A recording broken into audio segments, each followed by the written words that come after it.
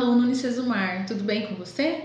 Bom, como prometido, então, na nossa aula ao vivo, hoje nós vamos responder algumas perguntas que vocês nos enviaram no chat, né? Então, a professora Joselaine separou algumas perguntas, né? Que foram várias perguntas iguais, então a gente separou algumas perguntas e a gente vai fazer um bate-papo, então, com as respostas dessas perguntas aí, né, professora? Isso mesmo, pessoal. Então, elas são as perguntas da aula 1, tá? Que foi semana passada. E então, vamos começar aqui pela pergunta 1, da Viviane Martins, de Blumenau, Santa Catarina. Ela pergunta: professora, existem alguns tipos de testes que o pessoal de RH pode aplicar? Existe sim, Viviane, né? O teste psicológico, como nós falamos na aula, ele é realmente um instrumento privativo do psicólogo, né? O Conselho Federal de Psicologia regulamenta essa atividade, né? Mas existem sim testes que quem não é psicólogo pode aplicar. Por exemplo, a metodologia DISC, né? Que também é um teste por competências, né? Então, ele vai verificar dominância, influência, cautela e estabilidade no perfil de uma pessoa. Então, você consegue mapear o cargo na descrição de cargos, aplica o teste e verifica a aderência que aquela pessoa tem ao cargo, né?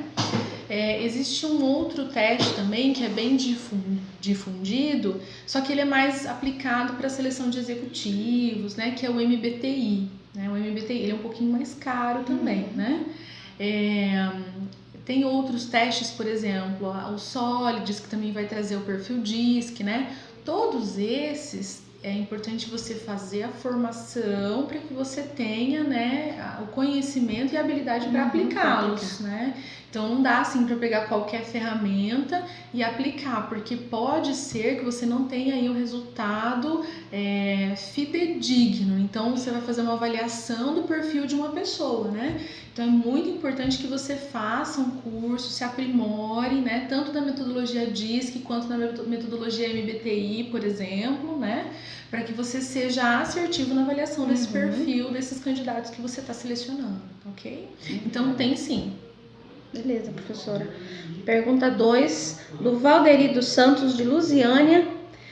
Ele pergunta: professora, é possível uma pessoa identificar por meio de uma autoanálise que necessita de um acompanhamento psicológico? Bom, Valderi, então primeiro eu queria te agradecer, né? Agradecer a sua pergunta. Muitas pessoas têm dúvida em relação a isso, né? O que eu sempre falo é o seguinte: o psicólogo é o profissional que vai apoiar, né, uma pessoa que precisa aí de ajuda em um determinado momento da sua vida, né? Então, através da sua autoavaliação, você pode, né, identificar realmente se você precisa de psicoterapia ou se você precisa procurar um psicólogo, né? Mas como isso, né, professor? Então, assim, se existe algo na minha rotina, no meu dia a dia, na minha vida que está me incomodando e eu não consegui resolver sozinho, qual que é o profissional que vai me ajudar? É o psicólogo, né? O profissional mais indicado, né? E o psicólogo, ele vai, através, né, da fala, através das sessões, ele vai buscar fazer com que você, enquanto paciente ou cliente, perceba os seus comportamentos, perceba as suas atitudes, né? Aquilo que a gente falou na aula hoje, na nossa segunda aula, né? Quanto mais eu me conheço, mais eu sei como eu me comporto e mais eu sei como eu posso desenvolver o meu perfil. Então, aquilo que me incomoda pode ser um motivo para que eu busque uma psicoterapia, né? Então, é por aí, né? Antigamente, né, as pessoas tinham muito um preconceito em relação ao psicólogo, né? Verdade. Só vai para psicólogo quem não tá bem, tá doido, né? Ou psiquiatra também, né? Sim. Não é dessa forma, né? O psicólogo, ele é o profissional que, através do seu código de ética, através das suas técnicas, né? E hoje a gente falou, então, de 3 pensadores, que são 3 técnicas da psicologia, né? Que é a psicologia, a psicanálise, a psicologia analítica e a psicologia transacional, né? E aí cada psicólogo tem a sua abordagem, né? é o profissional mais indicado para apoiar e ajudar uma pessoa que precisa de ajuda em sua vida. E aí envolve vários aspectos, né? Eu tô com um problema pessoal, ou eu tô com um problema no trabalho que eu não consigo resolver, o psicólogo é o profissional mais indicado.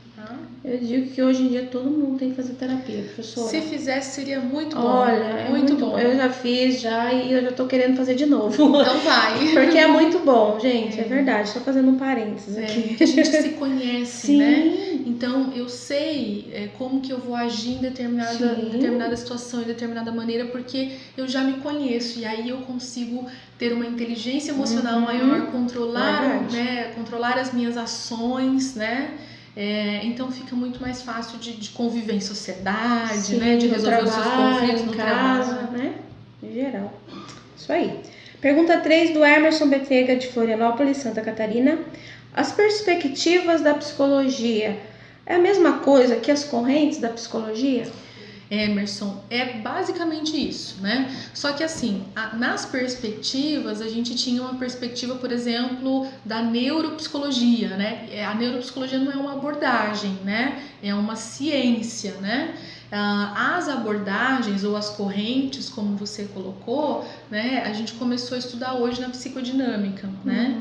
Então, mas é mais ou menos isso, né? Eu só tiraria aí a neuropsicologia, mas a psicodinâmica, por exemplo, dentro da psicodinâmica a gente tem a psicanálise, a psicologia transacional, a psicologia junguiana, a psicologia analítica, né?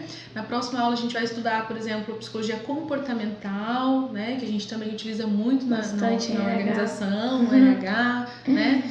Então, assim, é um pouquinho mais amplo, mas é esse caminho, tá? A pergunta 4, do Bruno de Mesquita Alves, de Pacaju, Ceará. Ele pergunta, na formação da identidade, o meio que estamos inseridos influencia de fato na nossa identificação? Bruno, muito boa sua pergunta, tá? E o meio influencia sim, influencia muito, muito mesmo, né? Se a gente pegar, por exemplo, pegar como exemplo duas pessoas que têm, por exemplo, irmãos gêmeos, né? Que nasceram dos mesmos pais, mas que tiveram oportunidades diferentes, conviveram com pessoas diferentes, elas vão ter personalidades totalmente diferentes, né? Só que a gente tem que entender também que não só o meio influencia, né? Na perspectiva psicodinâmica, o que é a base dessa perspectiva, né? Que a gente tem fatores biológicos que influenciam, que são fatores internos, né? Mas a gente também tem fatores externos. Então, o meio é essencial para a formação da nossa personalidade, tá? Existem teorias, por exemplo, dentro da psicanálise, que falam que a formação da personalidade ela está muito voltada com a criação, né? Com a família, com aquela pessoa que você convive, né? Então, um exemplo só, né? Quando o bebê ele chora, como que a mãe vai lá e acalenta esse bebê, ela vai lá dar o leitinho, ela troca a fralda, e isso é uma teoria que a gente fala na psicanálise, que é a teoria de Bion. Claro que a gente já está entrando um pouquinho mais a fundo, né? Mas só para vocês entenderem que a forma como a gente vai conduzindo a formação daquela criança pode se expressar sim na personalidade dela, porque é a forma que ela vai perceber o meio, né? Então, por isso que tem a ver também com a nossa percepção, né? A nossa personalidade ela é constituída, ela é formada através dos aspectos biológicos, né? Mas também através do meio, né? Então, envolve o meio em que eu vivo, mas também envolve a minha percepção, tá? Então, vamos para a pergunta 5, do Diomar Santos. A pergunta seguinte: poderia dizer que seria cognitiva ou crença, conforme dito pela professora, o padrão ou paradigma das empresas nacionais em rotular ou dizer que um funcionário que tem tatuagem ou piercing não ser bom para atuar em sua profissão? Diomar, então, obrigada pela tua pergunta, tá? Eu colocaria, Diomar, que tá muito mais aí para a cultura da organização do que para crença. Crença talvez aí do diretor, do presidente, porque é a alta direção que institui a cultura organizacional, né? Então, talvez já se consolidou e isso é uma cultura, faz parte da cultura, mas pode ser sim uma crença da diretoria, né? Do fundador, da presidência, da diretoria da empresa, tá? Pergunta 6, do Célio Farias da Silva, de Pacajá. Ele diz: como fazer quando dentro da organização há muitos conflitos causados pela diversidade? Célio, então assim, essa é a grande dúvida da área de recursos humanos, né? Porque a gente tem recebido muitos perfis diferentes, né, nos nossos processos seletivos, né? Isso é muito bom, como a gente já falou, né? Mas essa pergunta, ela está inclusive no nosso mapa, né? Mas assim, o que eu daria de dica para você, se isso tem acontecido na tua empresa, é verificar se realmente esse conflito ele está sendo causado pela diversidade, ou seja, qual é a causa desse conflito. E aí a gente, enquanto RH, a gente poderia, identificando a causa, a gente poderia atuar nessa causa, porque às vezes realmente é só um trabalho em equipe que a gente precisa desenvolver, ou a gente precisa buscar desenvolver a liderança, porque a liderança não está conseguindo gerenciar esses conflitos na sua área, né? Então o RH tem que ser parceiro nesse sentido, né? Entender a causa desses conflitos, né? E buscar atuar com a liderança e até mesmo com os colaboradores, buscando desenvolver trabalho em equipe, relacionamento interpessoal. Agora, se for realmente diversidade, é entender se a empresa, se a cultura da empresa suporta, né, receber esses profissionais, né? Porque às vezes a cultura é tão fechada que ela não tem essa abertura, né? Então é importante a gente analisar isso também, tá? Então analisa aí a causa desses conflitos, tá certo? Pergunta 7, da Cristiane Pena de Oliveira, de Birité, Minas Gerais. Ela diz: eu tenho uma dúvida, na verdade um receio. Às vezes penso que as empresas sempre vão preferir contratar um psicólogo ao invés de uma pessoa formada em gestão de recursos humanos. Espero estar errada. Espero que tenhamos nosso lugar na organização cada vez mais valorizados. Mas os comentários que às vezes ouço é que a empresa sempre vai preferir contratar um psicólogo ao invés de um profissional de gestão de recursos humanos. Gostaria de ouvir a opinião da professora sobre isso. Cris, então assim, né, o que eu gostaria de falar para você nesse momento é acalma o seu coração, né? Essa também foi uma dúvida minha, né, quando eu estava cursando psicologia, né? Porque a gente vê vários profissionais, né, várias profissões dentro da área de recursos humanos, né? Então a gente vê psicólogos, a gente vê contadores, a gente vê advogados, a gente vê tecnólogos de gestão de pessoas, gestão de recursos humanos. Em grandes corporações, os diretores de RH são engenheiros, né? Então, assim, acalma o seu coração, porque eu vejo que tem espaço para todo mundo, né? Hoje, cada vez mais, as empresas elas estão buscando formar equipe multidisciplinares, de multiprofissionais, né? Então, o psicólogo ele tem uma visão em relação ao ser humano, né? Quem fez gestão de RH tem uma visão mais holística, porque aprende mais coisas, né? Vocês têm conteúdo de departamento pessoal, de psicologia, né? Os subsistemas, né? Tem todos os subsistemas, né? Nós, por exemplo, da psicologia, o foco da psicologia é muito a psicologia em si, né? Sim. É muito forte a psicologia clínica ainda, né? Então, como eu fui para a POT, para Psicologia Organizacional do Trabalho, eu vi que eu tive que dar um passo a mais, que eu tive que me especializar, né, para que eu pudesse ter o conhecimento que eu tenho hoje. E isso nunca para, né? Então, assim, o que eu gostaria de colocar para você é que, assim, identifica qual é a área que você tem mais expertise, né? Busca desenvolver o teu perfil para aquela área, né, para que você tenha o teu lugar, sim, no mercado de trabalho, né? Então, assim, o que eu gostaria de te falar nesse momento é acalma o seu coração, porque no mercado de trabalho tem espaço para todo mundo, sim, só que para aquele profissional que demonstra conhecimento, habilidade e atitude. Então, por isso é muito importante que a gente tenha aí, faça a nossa autoavaliação e desenvolva os aspectos que a gente precisa desenvolver, tá ok? Para que a nossa empregabilidade seja alta. É verdade. A empregabilidade ela está muito mais ligada a estar preparada, né, sim, professora? Justamente. Independente da área, né? Como testemunho, uma experiência minha, né? O professor Luciano, que é o coordenador do curso, ele sempre dizia: a oportunidade vem para quem está preparado. Então, para vocês que estão iniciando o curso agora, naquele emenda, se está no caminho certo, se prepare, faça o seu melhor, que a oportunidade vai vir com certeza, né, professora? Isso mesmo, e assim, um outro exemplo, né? Aqui no Brasil, a gente tem muitas empresas familiares, né? Sim. Pequenas empresas, né? E essas empresas, muitas vezes, elas não têm psicólogos, né? Então, elas têm gestores de recursos humanos, né?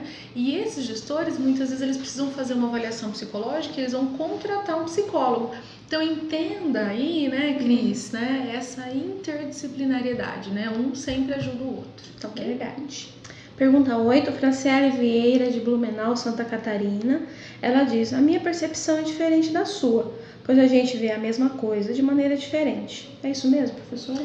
É isso mesmo, Fran. Então, assim, a percepção é como eu interpreto um estímulo, né? Então, vou citar um exemplo aqui. Eu e a professora Josi, nós ganhamos um carro, né? E a professora Josi ficou feliz da vida, porque agora ela vai poder vender o carro antigo dela, ela tem um carro novo, um cheirinho de novo para vir trabalhar, para passear, né? Agora eu já tô pensando ao contrário. Poxa, eu vou ter que pagar IPVA, vou ter que pagar o seguro, vou ter que mandar emplacar esse carro, vou ter que desembolsar dinheiro. Então percebe que a situação é a mesma, mas a percepção é diferente. E isso é percepção, né? E tem a ver com a nossa personalidade, como a gente enxerga o mundo, como a gente interpreta o mundo, tá? Pergunta 9, da Mayra Freitas Meirelles, de Governador Valadares, Minas Gerais. Ela diz: professora, inteligência interpessoal e emocional são a mesma coisa? São sim. A diferença é que a inteligência interpessoal, ela está dentro da teoria das inteligências múltiplas de Gardner, né? E lá ele fala que a inteligência interpessoal é justamente você saber compreender o outro, né? E a inteligência emocional, ela foi da teoria de Goleman, Daniel Goleman, que é o autor do livro que a gente vai sortear, né? E a professora Josi me falou que já tem aluno lendo, eu fiquei muito feliz com isso, né? Então, o Goleman se baseou na teoria do Gardner, né? Mas ele puxou totalmente para a inteligência interpessoal e postulou, então, a inteligência emocional. Mas as duas são muito próximas, tá? É claro que a inteligência emocional, se você for estudar a teoria, ela tem mais conteúdos, né? Gardner, ele focou na teoria das inteligências múltiplas, então os nove tipos de inteligência, né? Goleman não, ele fala especificamente da inteligência emocional, mas está muito próximo, tá? Inclusive, a dica desse livro está lá na Sala do Café, tá, professora? Nós colocamos lá para vocês, acessem, tá? É um livro muito bom para nós que somos aí da área de recursos humanos, tá bom? Então, essas foram as perguntas selecionadas da primeira aula ao vivo. Quero agradecer a professora Rafaela pela disponibilidade em responder nossos alunos. E a próxima semana nós vamos gravar aí as perguntas da segunda aula ao vivo que ficaram de hoje. Nós vamos fazer uma análise das perguntas pertinentes aí para a professora responder, tá bom, pessoal? Mesmo. Eu que agradeço. Mandem as perguntas, não fiquem com dúvidas. A gente vai responder na medida do possível, tá ok? Obrigada, pessoal, pela participação, né? Obrigada, professora. E até semana que vem. Tchau, tchau. Tchau, gente. Abração.